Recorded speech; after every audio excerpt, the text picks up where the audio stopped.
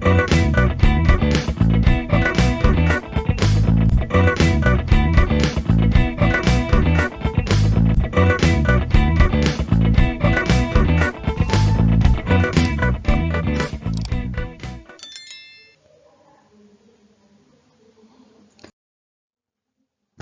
everyone. Today in this lecture 6 we are going to deal with the HDB3 with the ZX and B6ZS signaling, and also we are going to compare all the different type of Hall spectral density, and we'll look into the properties of a line codes, and we'll try to compare all the type of a line coding. At the initial, just need to understand what do you mean by HDB3, B3ZS and B6ZS. So when we look into the previous video of a lecture 6 of a line code, there were some disadvantages of a bipolar signaling, is that it is not transparent. A clock is used in the generation of a signal at the transmitter, and similarly a clock is used at the receiver for signal regeneration. In order to for synchronization between these two clocks must have same frequency, Generally, the clock is regenerated from the received data and the receiver using PL, phase lock loop. This generation is possible if the received signal has sufficient number of transitions. A long sequence of a logic 0 in the signal makes it difficult to regenerate the clock. As a solution to this, various substitution techniques or subscripts are used to prevent long string of a logical zeros. So what is this? We are trying to say that if there is a transition between 1 to 0, 0 to 1 in similar patterns, you can get that clock. Usually what we are using in the bipolar signaling that we have seen in the line coding technique, what is the disadvantage is that we require a synchronized clock in the transmitter and at the receiver also. Transmitter and also at the receiver also. So what is this making? Is that whenever there is a 1 0 0 1 1 0 like this, similar patterns are there, like a transition between zeros and one other, it's not an issue. We can regenerate from this clock cycle and we can synchronize those things. But what is the presence of a long string of zeros? So that's one disadvantage. If there is a long zeros like 6 zeros, 8 zeros, 9 zeros, 10 zeros and all, so what will be the issue for this one? So that time we cannot regenerate the clock back. So to avoid all this kind of a thing and to regenerate the clock, we are using, instead of a long zeros, we are using some technique there. That is called as HDB technique, and again we call it as a BNZS technique. HDBN technique and BNZS technique. What do you mean by this HDB technique? Okay, we call this a high density bipolar N signaling. High density bipolar N signaling, N represents the number of bit strings we are considering. The time here the case we are studying here is N is equals to 3 for HDBN technique. Another is the BNZS technique. That is the binary with N0 substitution technique. If N is 3, we call that one as a B3ZS technique. If N is equals to 6, we call it as a B6ZS technique. Understood? So this is how we classify those things. So now we coming to this thing. We will be going in detail about HDB3, B3ZS and B6ZS. First one is HDBN signaling, where N is equals to 3 becomes HDB3 signaling. In this scheme, the problem of bipolar signaling becoming non-transparent is eliminated. We are eliminating by this technique. By adding pulses when the number of consecutive zeros exceeds n. This scheme is denoted as HDBN. So we will be having some settings term n is equals to 3 here. If your n is more than n is equals to 3, but zeros is more than n, so that time we can use this one. We call this a HDBN technique. Now we are using only n is equals to 3, so this we call as a HDB3 technique. The basic idea is that when a run of n plus 1 zeros occurs, so if you are considering 3, will be n plus 1, so 3 plus 1, 4 zeros occurs. This group of zeros are replaced by one of the special n plus 1 binary digit sequence. So we are representing that n is equals to some sequences has been represented by some special binary digit sequence, and these sequences are chosen to include some binary ones in order to increase the timing content of the signal. So we can track this timing content easily. The ones included deliberately violate the bipolar rule for easy identification of substituted sequence. So we are using the violation rule there to identify the starting and ending here. So we can easily identify the presence of long zeros by 1, which is going to violate our rule there, bipolar rule. The special sequences used are 000V and B00V. When B is equals to 1, confirms the bipolar rule, and when V is equals to 1, violates the bipolar rule. So this is one technique what we are going to use. We are going to replace it by 000V and B00V. So we are considering B is equals to 1, confirms the bipolar rule. When V is equals to 1, violates the bipolar rule. We will see into the table and we will get a clear picture of that one. The choice of sequence 000V and B00V are made in such a way that consecutive V pulses alternate signs in the order to make DC null in the PSD, that is the power spectral density. This is what we are trying to say. The choice of a sequence 000V and also the B00V made in such a way the time consecutive V pulse alternate the signs. Okay. Now we'll see in the table the B00V are used when there is a even number of ones following the last sequence 00. Okay, for example, if there is a 110000, so that time we will be considering this thing. So 11 it's a even number. If it is odd, so that time 000V will be used when there is a odd number of ones following the sequence. And this type of application are used in the Europe for 2.048 megahertz, which is consisting of the 61 carriers. So in short, what we have discussed here, we can tell, for example, the polarity of a plus or minus bit since previous odd. The pattern 000V, the previous pulse plus the coded we code it as 000 plus. So depending on the previous pulse, whether it is positive or negative, whether it is representing the positive side or negative side, we go with these categories here. And number of ones there, whether it is odd or even, number of ones odd or even between which we are considering the case there, that we call it as odd or even. The pattern 000V, the patterns there, and this is how we consider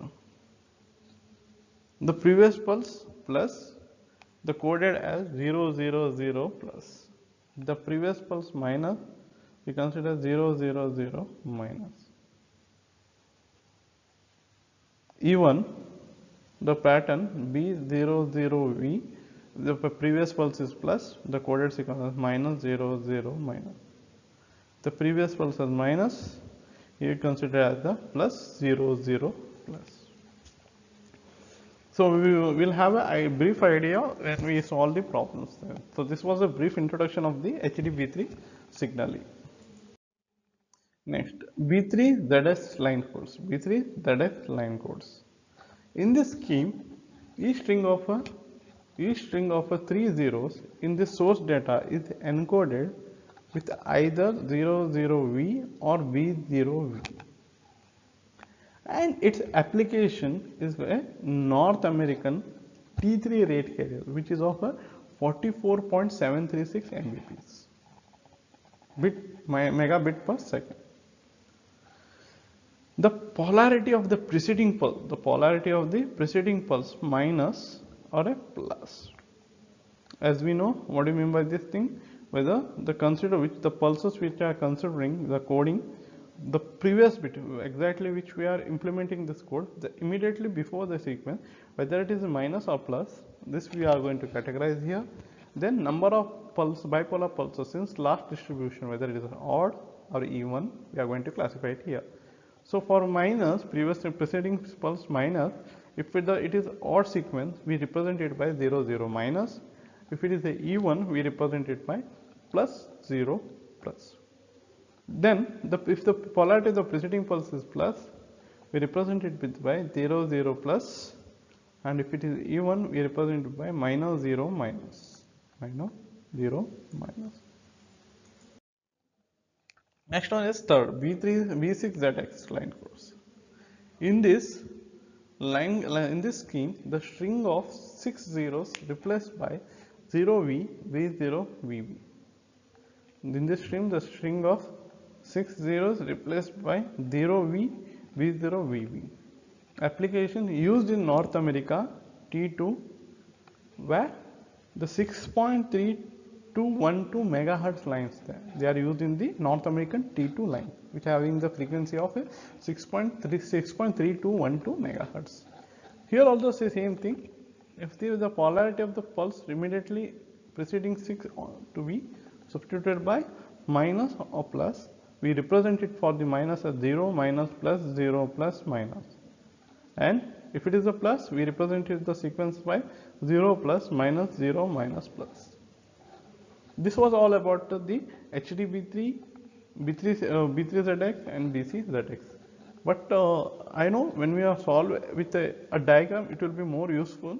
But we'll go in detail when we are solved about these problems. Now, the comparison of a PSD for a binary line codes. The comparison of a PSD for binary line codes. So below is a graph there. Below is a graph of which illustrates the comparison of a PSD for different binary line codes. You can see a NRZ format, this graph, a bipolar RZ format, this graph, NRZ unipolar format, this graph, and the Manchester format, this graph. So we can look at this one. This is the power spectral density what we had discussed in the line codes of it individually. Now here making it a merge and we can study it here. Next, we will have a brief idea. The null bandwidth of a NRZ unipolar format is 1 by TB. The presence of direct delta function accounts for the waste of the power due to DC level, and the fact that the spectrum is not approaching near zero near DC. So this is one of what we can understand when compared to other things. In NRZ polar format or a polar signal, most of the signal lies in the null bandwidth of 1 by TB, and it has the advantage of having a large PSD near DC. However, the disadvantage is offset by the ease with which the polar signals are generated, and is also it's an efficient scheme for the power requirement point of view. So when we go to the power requirement, this is one of the efficient. This is also having some kind of disadvantage because it has a large PSD near DC. For a given power, it can be shown that the probability of bit error is smallest possible. So this is the one we can observe that. The polar signaling is also transparent because there is always some pulse regardless of a bit sequence. There is always some pulse regardless of a bit sequence. In the bipolar signaling, most of this power lies in the null bandwidth 1 by dB. Again, that point we'll be considering. The bipolar signaling has several advantages, like its spectrum has DC null, so no point of a DC factor here. Bandwidth is not excessive, another advantage. It has a single error detection capability, so that is also very advantageous. But also has a disadvantages, that is that it requires twice as much as the power as the polar signal. And here the bipolar signaling is not very transparent. So again, that factors of zeros and ones and all that has to be considered here. Next one is the null bandwidth of the Manchester format is twice that of all the other formats.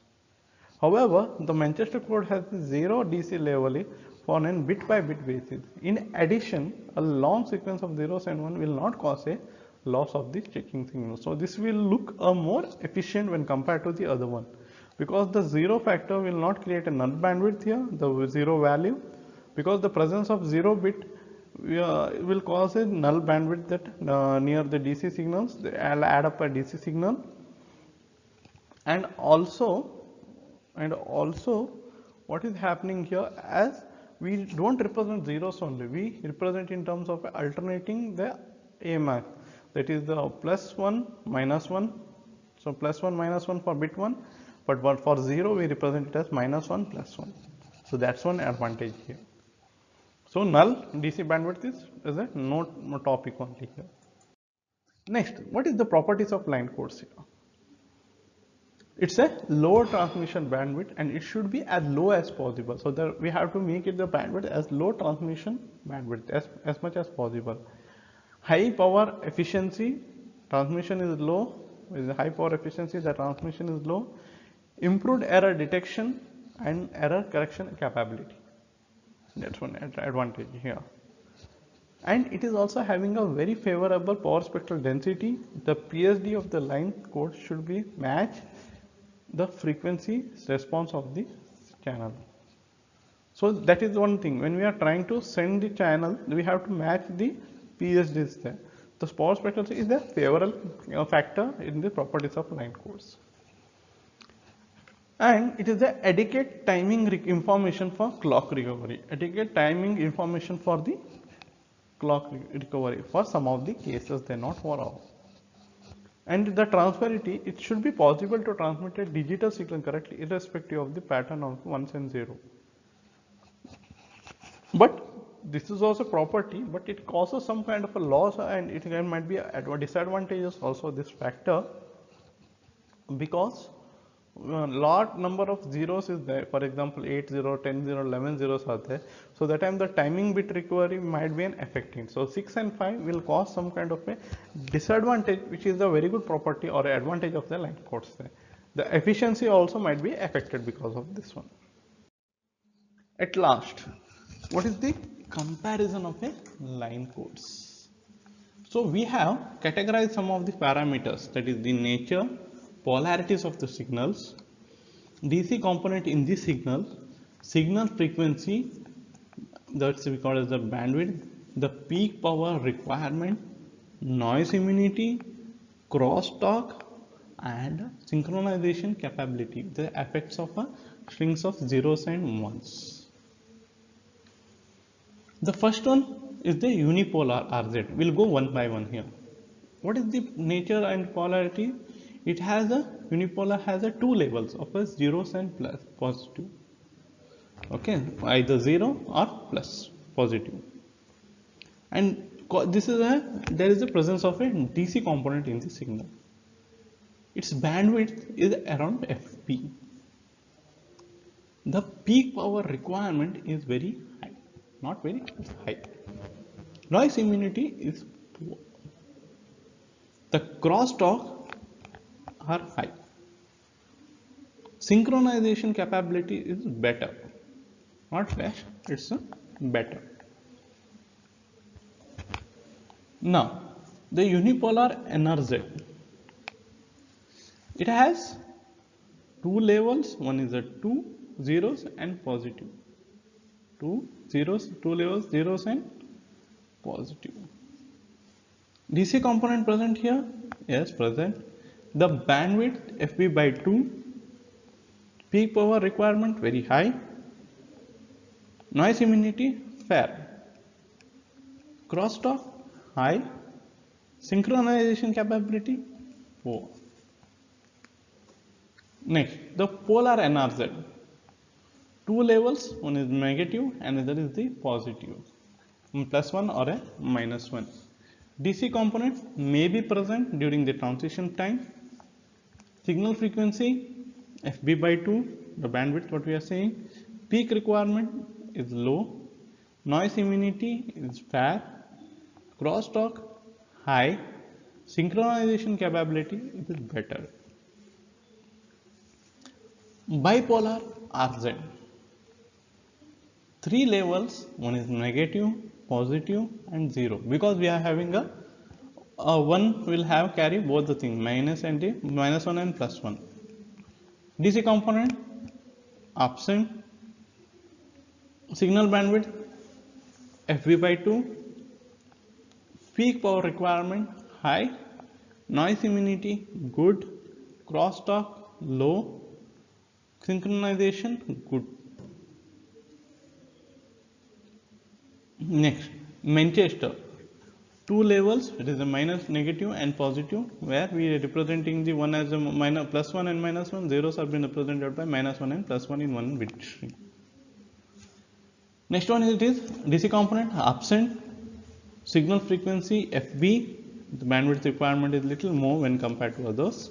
Peak requirement low, noise immunity good, crosstalk low, synchronization good. When you compare all the different lines of codes here, so which you feel as the better one? Which you feel it as the better one? That question arises. But as per our requirement, we can choose the last two, the bipolar RZ and the Manchester there. So what is the thing is that dependence on the power requirement. Manchester will be very low power requirement, one, but bandwidth requirement is more. But FB bandwidth is less, power requirement is high. So when you compare, so we design as per our requirement here. So there's a lot of confusion, but when we go to the practical aspect, we design, the communication engineer sees to it which is more required. It requires a more bandwidth or requires a less bandwidth. Power factor is not a constraint, so that all the factors has to be considered here. And the crosstalk benefits, the noise immunity benefits, all the things has to be considered. So there's a dependence on the application what we can do here. So at last, the conclusion part, we studied in short about the HDB and signaling, B3ZS signaling, where HDB3 we studied, B3ZS and B6ZS we studied, and we also compare the different type of the power spectral densities, and also we discussed in short about the properties of a line codes, and also we compare the line codes there. So on this thing we'll try to enhance, so which one will be the better on the application base. So this is the end of almost all the theoretical parts from lecture 1 to lecture 6 of module 1. So here we are concluding everything with respect to the theoretical concepts there. So from this one, from lecture 1 to lecture 6, we studied about the different type of the concepts. First one we started with the Hilbert transforms, its properties, the interpretation tops, the pre-envelopes, the positive and negative frequency, and the complex representation. Then we studied about the canonical representation. Then also we studied about the complex representation, the line codes, the HDBN and HT, all the things what we have studied in the today's lecture. So everything is what we required as the prerequisite for solving for the problems in which we are going to discuss in the lecture 7 of module 1. Okay. So thank you. So here the end of the lecture series of theoretical part from the thing for the module 1. Thank you.